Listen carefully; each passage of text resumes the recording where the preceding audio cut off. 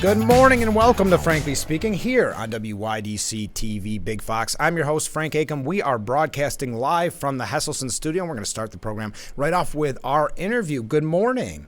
Good morning. How are you today? Good. Thanks so much for being on the program. Of course, you're the Steuben County Public Health Director, and we were talking off the air. I can't believe when I was on radio, we never talked during COVID. I know, it is surprising. I interviewed Jack Wheeler every week, and you were everywhere else. You're a pro at this. Yeah, well, I've done my share, that's for sure. Not my favorite, but it's important. And I do want to talk about that time during COVID because it must have been so wild. But maybe for people that don't know, let's start at the very beginning. Steuben County Public Health, what are some of the services you offer, maybe your job, those type of questions? Yeah, we offer a lot. I think we really offer way more than what people realize. Right. I think right about now, a lot of folks think, all we do is COVID. But, when a pandemic is not going on and during regular times, we have a variety of services and programs for the county, for the general public. We manage... we oversee all of the rabies program. Oh, okay. We have immunization clinics every day of the week in our office. We oversee all of the sexually transmitted diseases. Okay.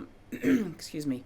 We monitor the blood lead levels in children. Oh, interesting. There's just a whole host and a variety of important services that it focuses on the general population within Steuben County. The whole pillar and foundation of public health is to prevent, promote, protect the population from disease and injury. So a ton of education in all of those areas, and then in conjunction with that, offers services for those who do encounter communicable diseases, chronic diseases, injuries, things like that. And when we talk about COVID, I want to get into it kind of in depth because you were right in the center of it. When everybody else was at home and couldn't leave anywhere, you had to do all the heavy lifting. So I do want to talk about that, but how do you train with your job to prepare for something like that? Or is that even possible? Well, actually we do. We have an entire arm of public health is emergency preparedness.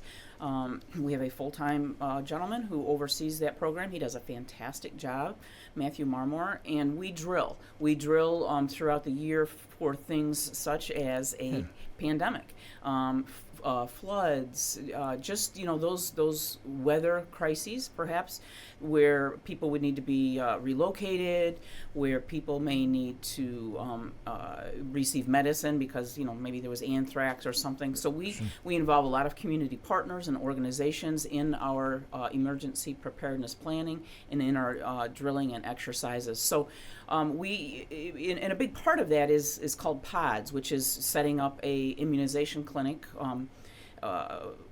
off-site, large clinics. So that was, obviously, unfortunately, the COVID pandemic fell right into that for us. We knew exactly what to do, how to do it in a very short order. When you do the training, though, you could have never, in the back of your mind, expected to use it in this way. That is true. I mean, you do train for things like that, but to have a global pandemic come down on the world so rapidly and so severely in such a short period of time, which literally involved everyone.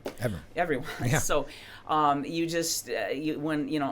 that time, we just took what we knew, our experience, our expertise around the drilling, the exercises that we had done, and we just expanded it as large as we possibly could.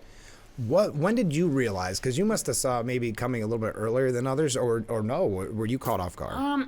I did see it coming, but not to the degree that it was. I can remember the very first meetings that I would have with State Department of Health, because they govern all of the local health departments. The very first Zoom meeting, actually, I believe was on a Saturday morning. And so they would give us updates, of what the numbers were overseas, in other countries. And of course, each time we had a meeting, those numbers had increased. And then the concern, of course, was international travel. Right. And those who were overseas flying back. And of course, JFK is a major hub for international travel in this state.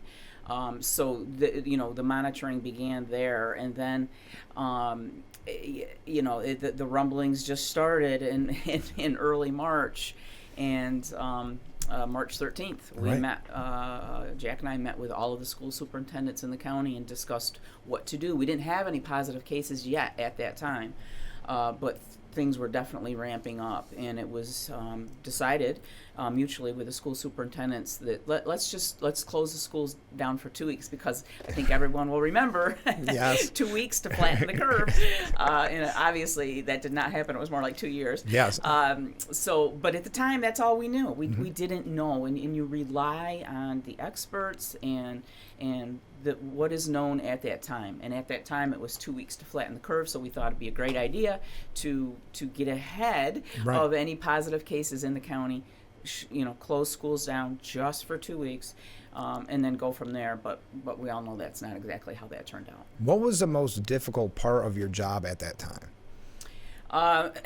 There were so many. But really, April of that year, Yeah. of 2020, was probably one of the darkest months, honestly, I'm sure. of my professional life, because that's when so many individuals started dying in the county. Right. And I would get all of the phone calls from the hospitals and the nursing homes, 24/7, middle of the night, and just to hear, I'd get a call, 3 more, or 5 more, and throughout the day, it's just, you always want to prevent that. Sure. And it's really, you can't. It's way bigger than us, and what we can do, and to just know the pain and suffering in the community, and then of course the deaths and families calling and just begging for help, Yeah. for answers, for knowledge, for intervention, and knowing that there's only so much we can do. That was very difficult. And you were working, because I know I used to talk with Jack about this. I always felt bad for the whole staff, because you're not only working long hours, overwhelming hours, but you're also seeing the horrible news day to day. We're watching it too, obviously heartbroken, but you're really in the thick of it, living it. Yeah, and that's what was so hard, because as I said, we fielded more phone calls than I can ever begin to count. I'm sure. And so many of the phone calls were family members. Well, first they were businesses with questions, because remember the essential workers, and only certain businesses could be open. And of course, they're wondering, how am I going to survive this?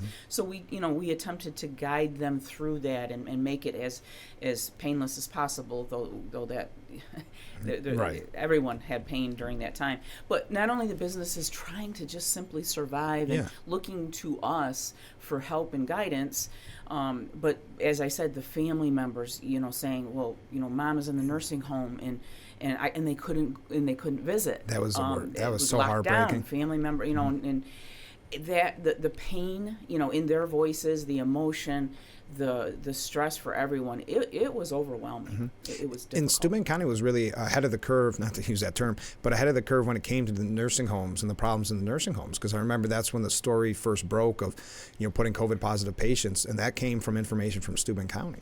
It did. That was another, honestly, 9 p.m. at night. I recall having a conference call with New York State Department of Health, some of the area nursing homes, and of course myself, and we were discussing this. There was a particular nursing home that had a lot of positive COVID patients, and there was another nursing home in the area that didn't. And the plan was to wanting to move those positive patients out of the one nursing home into the nursing home that didn't have any. And I really did strongly object to that. Sure. And I said, if you do that, I first of all, I want to go on the record saying I oppose it. Right. And if you do it, we will now have an outbreak. Yes, the plan is to isolate them, quarantine them in the next nursing home, but it was running too rampant at that point in time, and we didn't have, the knowledge on how to prevent the transmission of the disease. So I said, you're going to have another outbreak, and we're going to lose patients in this next nursing home. Fortunately, they did not do it. Right. They did not do it. But that was a very stressful time, because it had disaster written all over it. Really for did. Sure. So what's life like now? We'll get away from COVID. Sure. But what's life like now? Because you went from being nonstop to, I'm sure, still very busy, but in a different way. Well, it is busy in a different way. We're back to providing all of the, everyday services that I mentioned previously. But honestly, right now, I think our biggest challenge is that we're providing all of the same services that we provided pre-COVID, but with less staff. Okay. Just because staffing, I know we are not alone. I think any business, any organization would say the same thing. Staffing is difficult to find workers, and Steuben County Public Health is no exception to that. I'm short staff in almost every area, but especially nursing. Being a nurse in public health is completely different than being a nurse in a hospital or nursing home. It's not traditional nursing. I think most nurses go into the business initially because they want that hands-on care. They want to take care of those who are ill and injured, and that's certainly understandable. But I think there comes a time when I think a lot of nurses probably want to get away from that grind and that stress in the swing shifts. So being a nurse in Steuben County Public Health is not that. It's a lot of paperwork. It's a lot of surveillance, of monitoring, laboratory confirmed diseases to make sure the problem doesn't get bigger. Excuse me. It's a lot of education. It's a great job, honestly, because it does get away from that stress of the hands-on care of individuals. Well, and I think that's interesting because I've talked with everybody on this program about staffing issues, but do you think maybe it's because people think of the COVID days that this would be a very high-stress job as compared to maybe what it is now? That's a really good point, Frank, and I think you're right, and I guess I would like to take this opportunity to reassure the community it is not that. That was a hopefully one-off. Hopefully a once-in-a-lifetime problem. Pandemic that we dealt with, and so now it really is, though every day is different, certainly, and in my opinion, that's another great part about working in public health because it's not monotonous. Every day is different, but it's interesting. You're dealing with different things. It's steady. It's stable for the most part. It's Monday through Friday, business hours, no weekends, no holidays. So, there's certainly that advantage, especially, perhaps for working moms who want to be on more of a similar schedule to their child's school schedule. And not to mention, Steuben County employment is a great place to work, quite honestly. It's just, there's great benefits, and it's a great place to work. And within Steuben County Public Health, we have a great team. About 18 of us, and we just all work together. We support each other, and we're there to serve the public, serve the community. How can people find out more if maybe this is something that interests them? A couple ways. They could go to our website. Within the Steuben County website, Public Health has its own page. All of my contact information is there, as well as links to vacant jobs. Oh, okay. Within our department. So there's a lot of information right there, and again, my contact information is there. So if anybody just has questions to learn more about it, to see if it might be something they would want to apply for, I would be happy to spend some time talking with anyone. Darlene, we're out of time. That went quick. It did go quick. Like I said, you're a pro at this, so Well, thanks for being on. Of course, anytime. We'll be right back with Frankly Speaking here on WYDC TV. Big Fox, stay with us.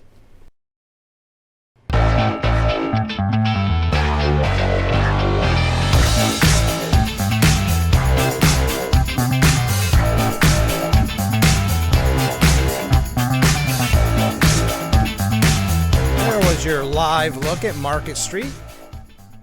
I love that new camera. Thank you to everybody who reached out and was telling us how much they enjoy that new part of Frankly Speaking. I am your host, Frank Aiken. We're broadcasting live from the Hesselson studio here on Market Street in Corning, as you just saw. Thank you again to Darlene Smith from Steuben County Public Health. She's the Public Health Director. I don't think our intention originally was to just talk about COVID, but how could you not in her situation? It is amazing, and that's the first time I've had an interview with her. Fun interview, so thank you. We are going to talk about, obviously, the breaking news with Israel that we were discussing yesterday. If we have an opportunity, I got to play a little catch up on some breaks here, but if we have opportunity, RFK Jr. did announce yesterday he's running an independent campaign, so we'll talk a little bit about that. A couple things here about Biden, a couple things about the Republican side of things for the presidential race. But let's get into it just quickly before I go to our second break. Israel pounds Gaza with the fiercest airstrikes ever. That's coming from Yahoo News. Israel said on Tuesday it has reclaimed control of the Gaza border. pounding the enclave with the fiercest airstrikes in the 75-year history of its conflict with the Palestinians, despite a Hamas threat to execute a captive for each home hit. So for each essentially missile fired, Hamas has made the threat that they will kill one of their prisoners. Israel's vowed to take its mighty revenge since gunmen rampaged through its towns, leaving streets strewn with bodies in by far the deadliest attack in history. And I know this goes without saying. I'm sure many of you have been following it too. It is heartbreaking and terrifying at the same time to see those videos, to see those pictures, to watch the news. Just heartbreaking. And the senseless attack. Now, the Israel's ambassador to the United Nations, Gilad Erdan, said, "Of course we want to see all of our boys, girls, grandmothers, everyone who was abducted. We want to see them back home. But right now, our focus is on looking at our national strategy, which is to obliterate Hamas terrorist capabilities." So we're going to talk about this when we come back. I do have to play a little bit of catch up. We ran late with Darlene Smith, and I appreciate her being on the program. So stay with us. This is Frankly Speaking here on WYDC TV, Big Fox.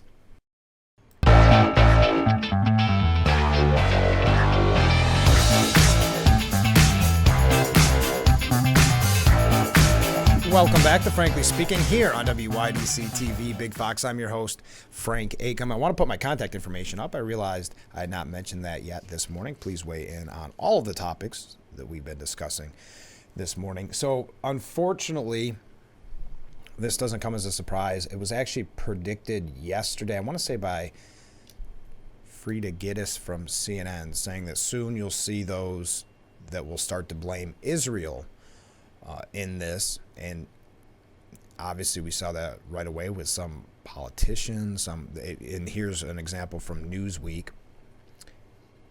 According to, and I don't know how to pronounce the newspaper's name out of Israel, the Haaretz, I'm trying, Haaretz.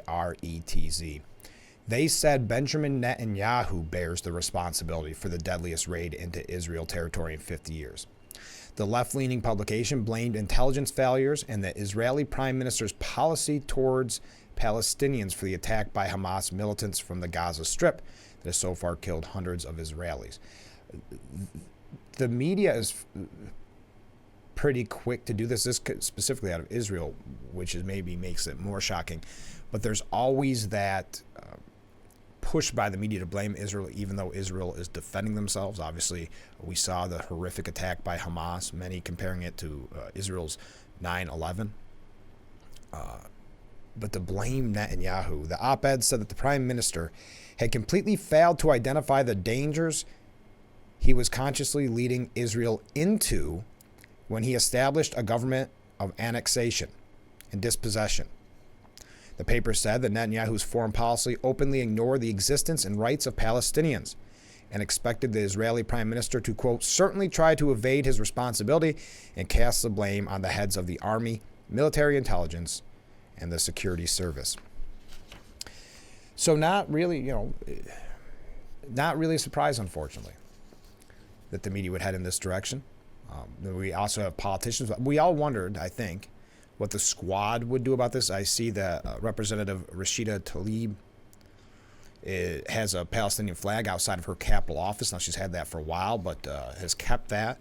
Ilhan Omar pleads with the United States not to send weapons to support a, quote, war crime in Israel. Representative Ilhan Omar, a member of the so-called squad, talked about the plight of the Palestinians and suggested that Israel's retaliation against the terrorist group Hamas might be a, quote, war crime in defending themselves. Quote, the Israeli defense minister has called Palestinians human animals and promised to cut off all electricity, all food, and all fuel to civilians in Gaza, Omar wrote. This is collective punishment, a war crime, and the U.S. should oppose any violations of international law if we truly support a rules-based international order. Instead of continuing unconditional weapons sales and military aid to Israel, I urge the United States at long last to use its diplomatic might to push for peace. As Representative Mike Lawler said, Israel was just brutally attacked by terrorists funded by Iran, and you want to cut off funding and military aid and equipment. You are out of your mind and unfit to serve in the House of Representatives. This is why you were removed from the Foreign Affairs Committee. Others weighing in as well. We're going to have to take another short break here. Lindsey Graham called out the White House for not displaying the Israeli flag colors. You know how they do that very often at the White House, where they have those lights that light up the White House in different colors. I'm urging the Biden administration, this is Lindsey Graham, to cloak the White House tonight in the Israeli flag. You did it for Pride Month. I want to see the Israeli flag over the White House.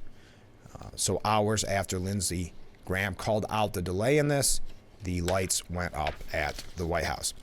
I got to take a break. But there is a really interesting piece. I don't want to dive too much into it because I don't really care about celebrities' opinions on international issues or political issues. But rightfully so, the New York Post and Kristen Fleming is calling out these celebrities who are quick to jump on the bandwagon to support certain causes so that they can get their likes. You know, many call it virtue signaling. Get their likes, get their shares. But when it comes to something like this, remarkably quiet. So we're going to talk about that for just a quick second when we come back. So stay with us. This is Frankly Speaking here on WYDC TV, Big Fox.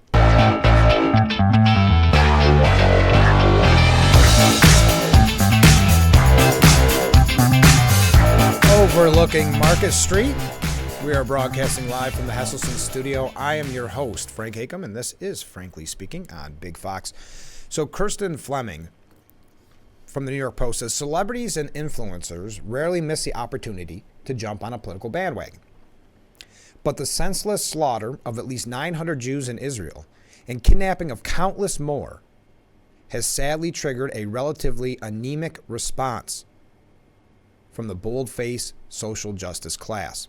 The same celebrities who love to fight the power and jump on fashionable causes like supporting Ukraine and combating climate change while they fly around in their personal jets have been chillingly quiet, exposing their collective ignorance of history and their sheer cowardice.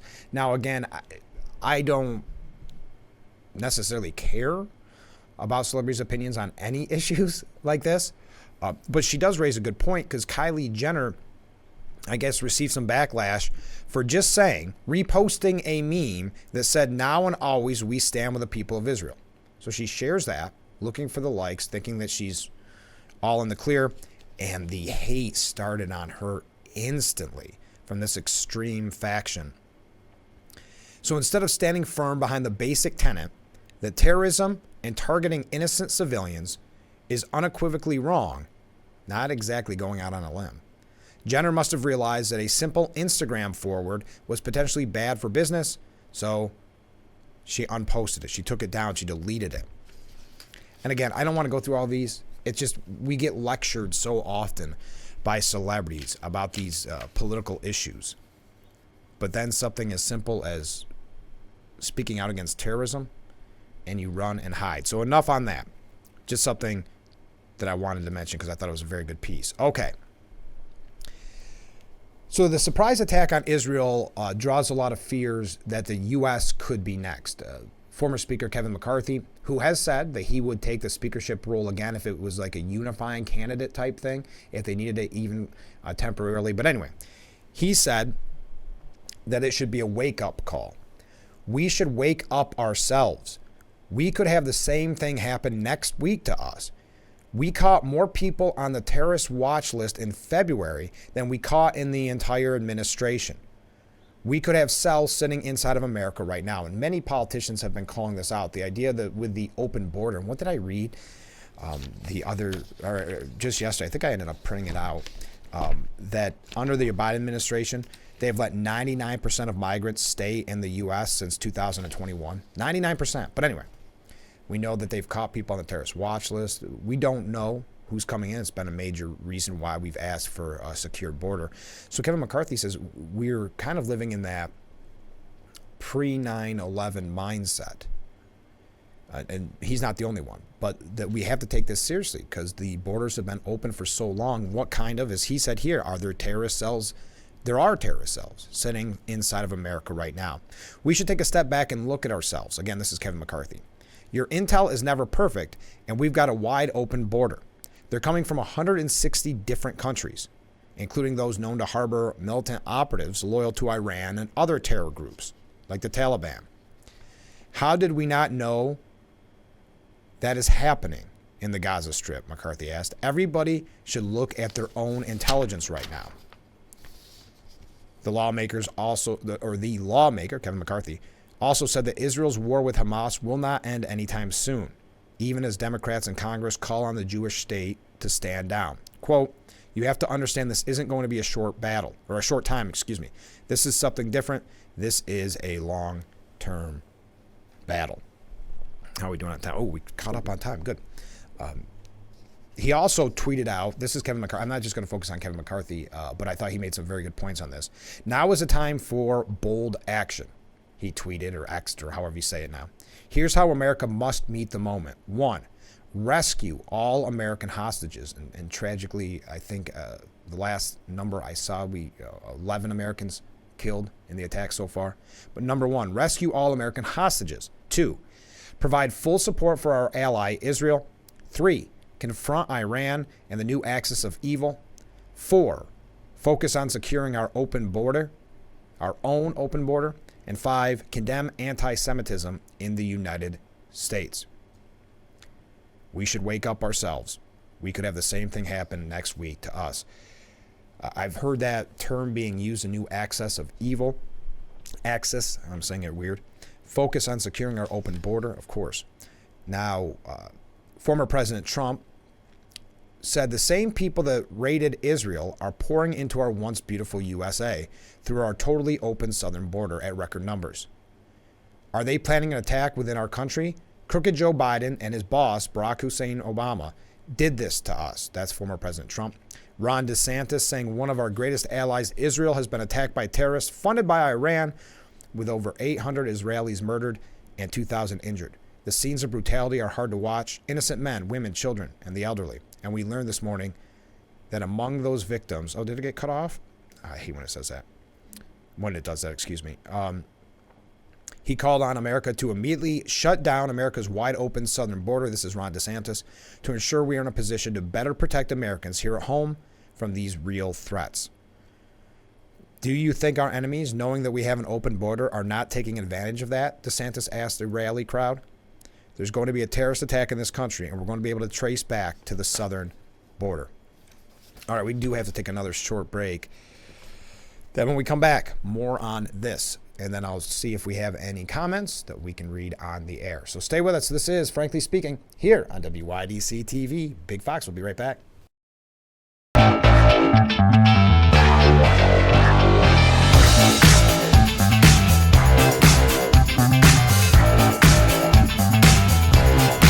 Welcome back to Frankly Speaking here on WYDC TV, Big Fox. I'm your host, Frank Acom. We are broadcasting live from the Heselson studio here on Market Street in Corning. So this has been a common thread throughout the morning, even from CNN, where Carrie Cordero, a CNN legal and national security analyst, says the U.S. needs to make sure Hamas isn't a threat to the homeland. Hamas's mission is, by definition, to end Israel, not to seek to establish a self-governed Palestinian state that peacefully coexists alongside the Jewish state. Like Americans before 9/11, Israelis should have been better protected by their government. Their confidence in their elected leaders, intelligence, and security services has likely been deeply shaken. There are now 2 ongoing wars for democracy on the planet, in the Middle East and in Eastern Europe. The U.S. has an important role to play to support both. Its leaders need to recognize they too have responsibilities to act in the wake of the environment in which they have chosen to serve and act quickly. Well, there's obviously a concern, and Glenn Reynolds, I just don't have time to get to all of it, but Glenn Reynolds had a similar point saying Israel's intelligence failure is a warning for Americans' politicized agencies. And we've talked about this a lot in the past, about the politicalization of various government agencies. So what Glenn Reynolds says is, But there's one way in which it was identical, meaning what happened in Israel, he compares it to our September 11th. And he said, and there's a lot of differences, but he said in one way it's identical. And that the, quote, totally unexpected part, like American intelligence agencies before 9/11, Israel's security services were caught flat-footed. Both American and Israeli officials have said it was a complete surprise. Israel has spies in Gaza, of course, but apparently they heard nothing, which is worrisome, or they aren't reliable, which is more so. The United States and Israel both monitor communications and saw no indication anything was being prepared. So these are all red flags. These are all warnings to us as well. So you can find this piece, and it was at the New York Post. It's Glenn Reynolds, and we just can't get to all of it because I do have to take another short break. But he goes through the various agencies that have been politicized. And we talked about it, the FBI looking into the Catholic Church, for instance. The focus on, we talked about this last week, domestic extremists and domestic terrorists, which is anybody, and I can't remember which exact organization it was in the government, that was painting, maybe it was CIA, painting Trump supporters, all Trump supporters, in that light. And he goes through and names others, again, with the politicalization of our various government groups. While foreign enemies infiltrate the U.S. via porous borders and Iranian spy rings operate freely within America, the FBI has been infiltrating Catholic churches and treating parents who protest at school board meetings and grandmas reciting prayers in front of abortion clinics as, quote, domestic terrorists. So what is the FBI and the rest of the intelligence law enforcement apparatus missing now? What are they missing when they're focused on these other issues? When we find out, it will be too late. So you can find that whole piece from Glenn Reynolds. He's a professor of law at the University of Tennessee and founder of the Insta Pundit blog. You can find that at the New York Post. We got to take another short break. Stay with us. We'll be right back with Frankly Speaking here on WYDC TV. Big Fox.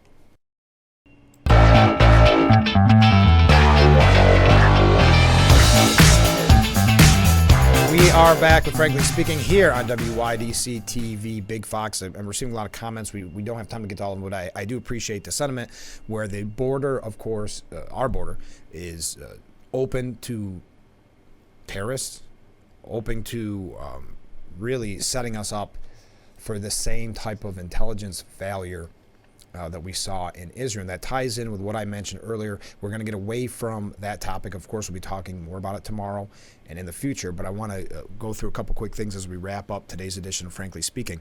And I mentioned this quickly in the last segment, but the Biden administration has let 99% of migrants who have come over the border since 2021, over 2 million people, stay in the country, according to a new congressional report released by the House Republicans on Monday. The report found at least 2,148,738 illegal aliens have been released into the United States by the Department of Homeland Security from when Joe Biden came into office until March 31st of 2023. Of those, only a small fraction have been properly vetted to test their claims of asylum. Saying that it's for asylum, they're not even being vetted. And that's what's concerning. Like Kevin McCarthy said, we try our best, but we don't know. How many people have they caught crossing the border, that were on terrorist watch lists? How many people didn't they catch? It's a terrifying number. And what does that mean? As McCarthy said, sorry, this street sweeper is going by. If you hear that noise in the background, I apologize. I'm not sure if you can or not, but I certainly can. So what does that mean? Is there, God forbid, a surprise attack in the making? Because Israel and American intelligence both failed to find out about this attack by Hamas, this terrorist attack by Hamas, which is, Israel's known, and with our support with the intelligence community, known for being on top of these things, being prepared, the Iron Dome, those type of things. And so they were caught, as so many people have said, flat-footed, is a terrifying sign for us as well. And that's why I'm glad people like McCarthy and so many others are speaking out on this. And then when you see this troubling statistic or this troubling report coming from Congress that the administration has let 99% of migrants stay in the U.S. since 2021. Well, let's take another break. I know I'm running quick this morning. We had a lot going on. Obviously, I want to thank again Steuben County Public Health Director.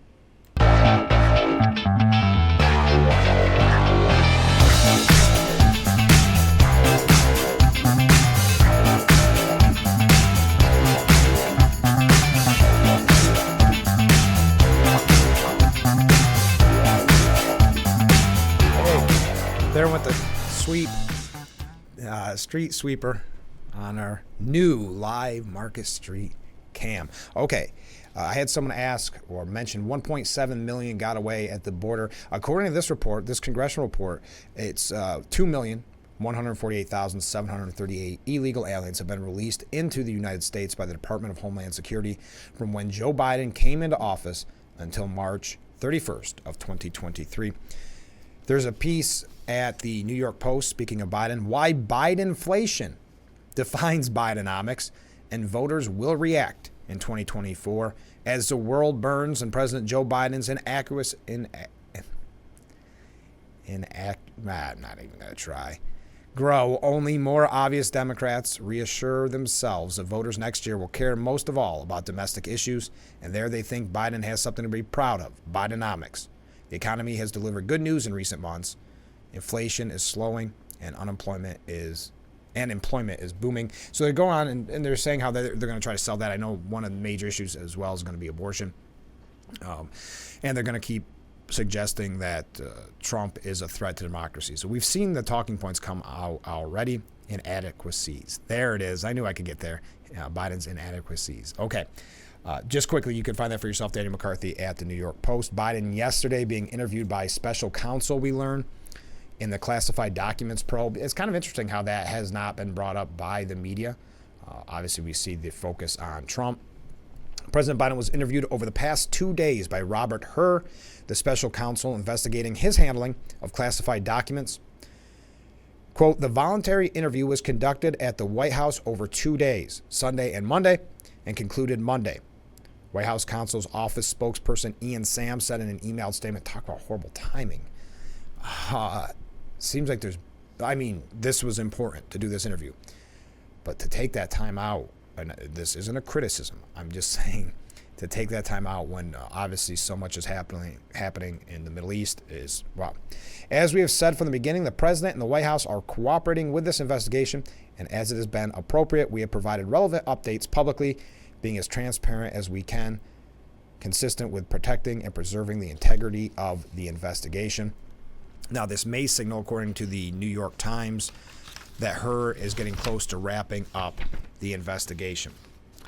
All right, I see we have some other comments. You know what? Let's take our last break just a little bit early. And then when we come back, we'll see if there's any comments that I can read quickly, and we'll just wrap things up. So stay with us. This is Frankly Speaking on WYDC TV. Big Fox will be right back.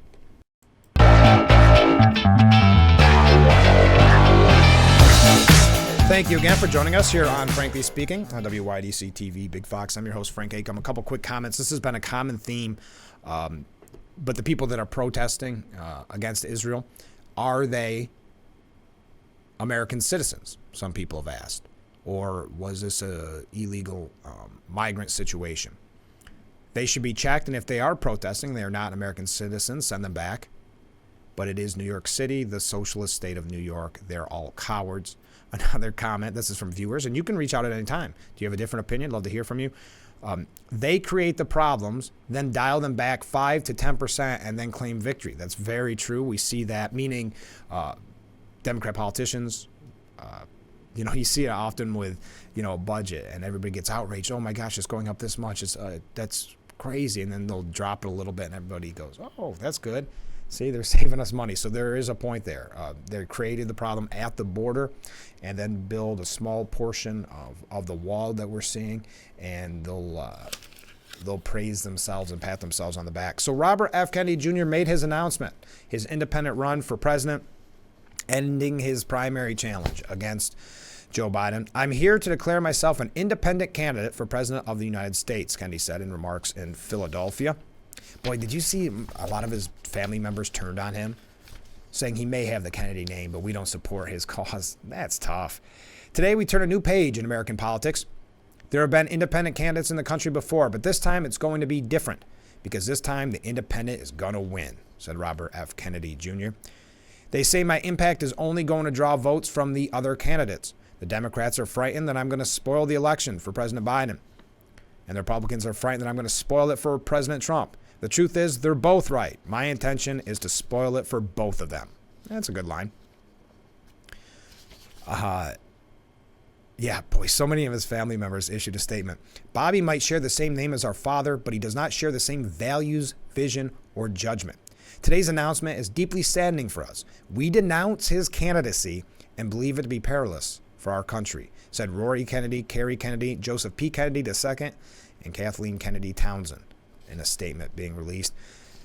Former President Donald Trump's spokesperson said voters should not be deceived by anyone who pretends to have conservative values. The fact is that RFK has a disturbing background steeped in radical liberal positions. Talked about China, guns, environment, abortion. A RFK candidacy is nothing more than a vanity project for a liberal Kennedy looking to cash in on his family's name. Also on the presidential front, saying DeSantis is betting big in Iowa, kind of focusing all of his attention there. DeSantis this week asked approximately a third of his aides in Tallahassee to move to Iowa 3.5 months before the caucus. But time and money are limited resources for the governor, once considered to be the best hope of undermining Trump. So some are calling it a long shot, or really at this point, his only shot. Oh, hey, a lot of sound effects on the program this morning. Former CIA spy turned GOP congressman drops out of the 2024 presidential bid. You may not even have been aware of this. Representative Will Hurd of Texas has dropped out. He has endorsed Nikki Haley. Kevin McCarthy is open to being the consensus speaker in the event of a deadlock, and that is it. We are out of time. Thank you to Darlene Smith for being our guest. I really appreciate it. Tomorrow on the program, we're going to be talking with Corning's deputy mayor and candidate for Steuben County Legislature, Allison Hunt. So make sure you tune in starting at 7 for Frankly Speaking, only on WYDC TV Big Fox. I'll see you tomorrow morning, bright and early.